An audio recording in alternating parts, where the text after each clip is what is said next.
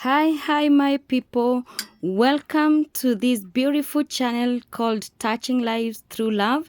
And today I'm intentionally doing this video as a way of encouraging someone. I intentionally want to encourage someone because there's a notion that goes out there about me. People look at my life and think that Gladys is a rich, super rich woman. You know, people think that I have so much.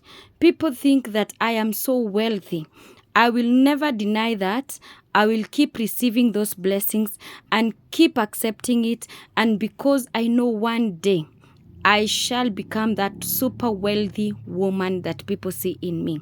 The reason people see me as a super rich, super wealthy woman is because in the year 2020, I rescued 3 girls that you have been seeing their story. And if you've not seen it, I'm going to pin the link to that story so that you can watch it. I rescued those kids. I brought them to live with me in my house because we realized that they don't have a mother. They live with a father who molested them, sexually molested them. And because they didn't have a mother, after the man was arrested, where would have those girls stayed? Nowhere. I had to give them a home in my home. Also, God mandated me to start a feeding program in the slum. And God told me, tell people that those kids in the slum need to be fed. And so my work is just to go out there, beg for food, mobilize for food, ask people to come and deliver food in our food bank, and just bring the food for people to, bring food for the kids in the slum. We cook for them and we serve them every day. We have got a number of 500 kids flowing into that feeding center. My work is just to go out there, beg, request people. We need food, we need flour, we need rice, we need cooking oil, we need cereals, we need vegetables and all that. Now, because I do that, and that is the mandate God has given me. That is the burden that God has given me. That's the mission God has given me. People think that I am super rich. People think that I'm super wealthy. But I want to keep records straight. You don't give because you're rich. You don't give because you're wealthy. If you look at this is my car that I am showing here. This is the car that I drive. And maybe when people see me on the video showing myself driving or recording a video when I'm driving, now they put a big tick. Yes, this woman is rich. Yes, this woman is wealthy. But you see, you can draw your happiness from inside. This is the car I drive. Look at it. It's an old car. It is even, some parts are held with sellotape, as you can see there. The car seats are torn and looking bad. You have seen at the back, my backlights are broken. It's an old car. It's a very, very old car. But this car, I draw so much joy in it. When I'm driving it, I record videos that challenge you, that inspire you, that make you happy. I don't need to wait until when I'm driving a big car, a good car, so that I can be happy. With this that I have, I thank God. I choose to be content with it as I wait to have a better one. I choose to reason it this way. Better me who has got this one, which is old. How about that person who is walking, does not have a car? How about that person who does not even have the legs to walk? What will they say if I complain about an old car?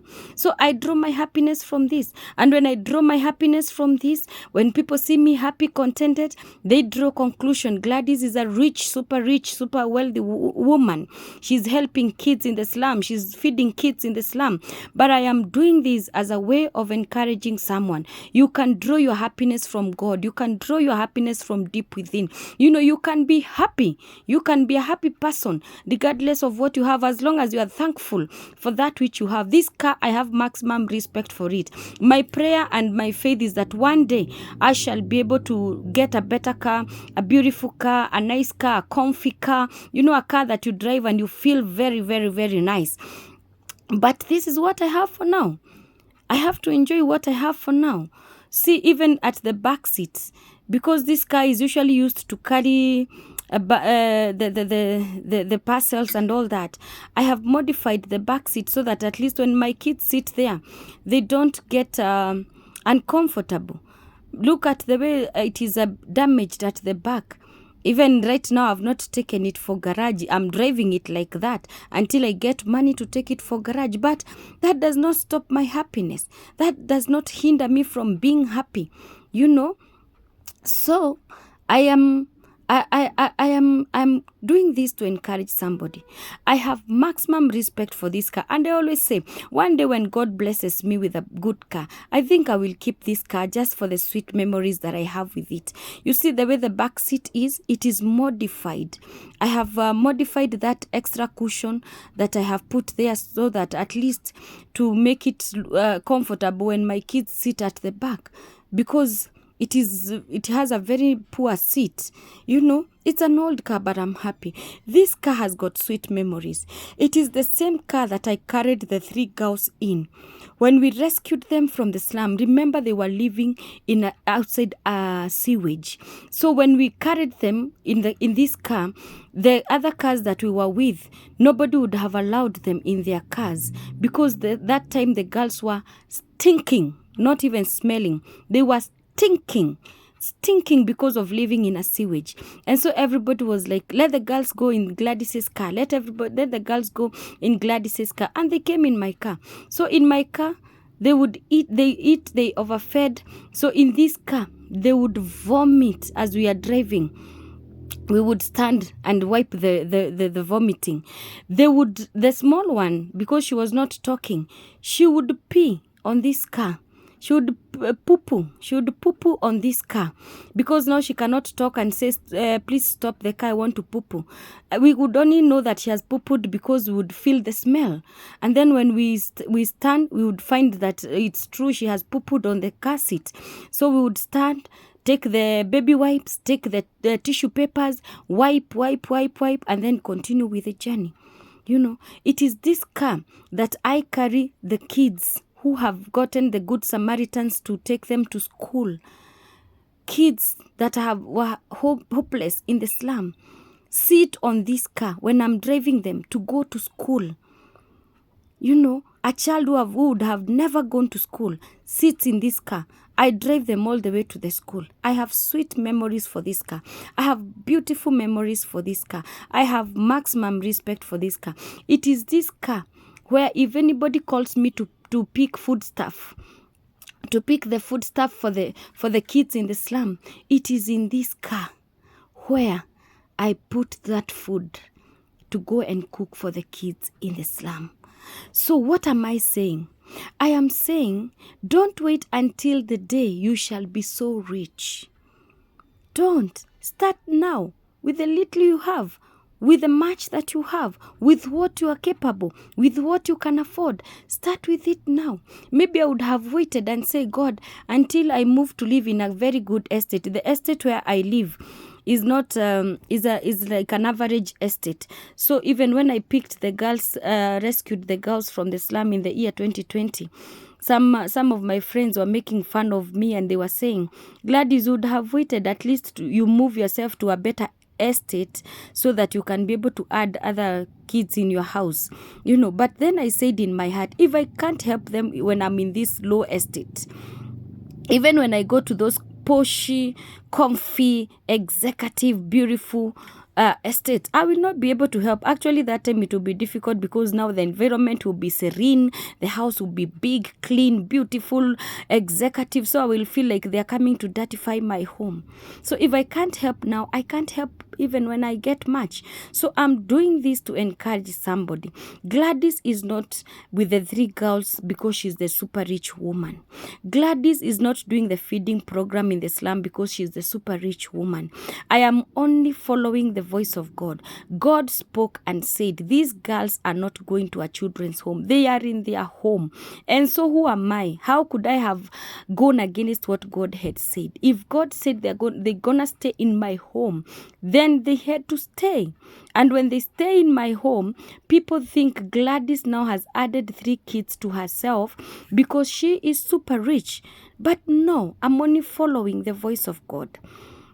When I started the feeding program in the slum, is because God spoke to me, and God brought memories of many times I have been in the slum. I've been seeing kids literally fainting on the streets of the slum, literally fainting on very dangerous places where cars can pass over them, where they can fall in a ditch, when they're in pure danger, And God brought all those memories to me, and God asked me, so Gladys, who feeds those kids? And I told God, please God, I have already taken the 3 girls with me in my house. I cannot add any more extra responsibilities on myself. My hands are full. And God said, no, you are going to make sure that those kids in the slum are fed. I told God, no. And we had a big push and pull with God. We fought with God. I disagreed with God. Until now, I could not fight with God anymore. And God told me, go tell my people that my kids need to be fed. I went on all my social media handles. I started talking. I started begging. I started mobilizing. I started encouraging people to bring food in our food bank. I started telling people we have a feeding center where kids in the slum can come and eat. And that's how we have been surviving. The days when we don't have any food in the food bank, we don't cook. When we have food, we cook. We take one day at a time. So Gladys is not doing the feeding program of 500 kids every day because she's super rich. Actually, it's not that I have my money that I take and go and feed. No, it is God's command that I'm obeying. I'm going out there. I'm doing what God has mandated me to do. And God has been sustaining that feeding program. So I'm showing you my car intentionally for someone to draw the encouragement. Intentionally to bring down that wrong imagination, that misunderstanding that people have that, oh, Gladys is doing this because she's rich. Oh, Gladys is committed to touching lives through love because all is good for her. No, it is a struggle. It is a struggle.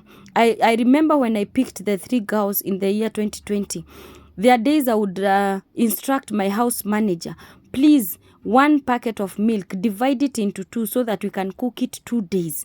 Because at that time, things were difficult. Nobody is going to work. There is no money. Economy is bad. And things were thick and tight, But I had to obey what God had said. The girls had to stay in my home. And if they're staying in my home, they have to eat. And if they have to eat, I have to manage the little that I have. So I had to instruct my house manager, please, 1 packet of milk, divide it into 2, make sure that we cook it 2 days. It is not the wealthiness. It is not the richness.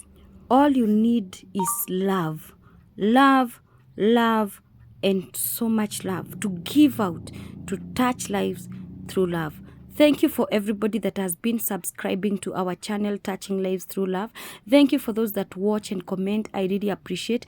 Thank you for those that are joining me to Touching Lives Through Love. You are calling that number and you tell me, Gladys, connect me to this and this person. I want to support the feeding program. I want to support the girls. I want to do this. I am happy. I pray that God will bless you. May you never lack. May your cup keep overflowing. Remember, it does not take riches to touch a life through love. It takes love, a heart full of love. I love you, my people, and let's keep keeping it here at Touching Lives Through Love. When you see somebody else smile because of you, God is also smiling because of you. And when God smiles because of you, He blesses you. Proverbs 11:25. He who refreshes others will themselves be refreshed. God bless you. I know I will come back again here and show you my brand new, beautiful, comfy, greatest car, because there's God in heaven and He shall bring it when His time comes. So I'm doing this to encourage you that it is not because one is rich and wealthy that you have to do this. It is because you have to obey what God has said has sent you to do. Love you guys. Let's keep keeping it here at Touching Lives Through Love, and subscribe.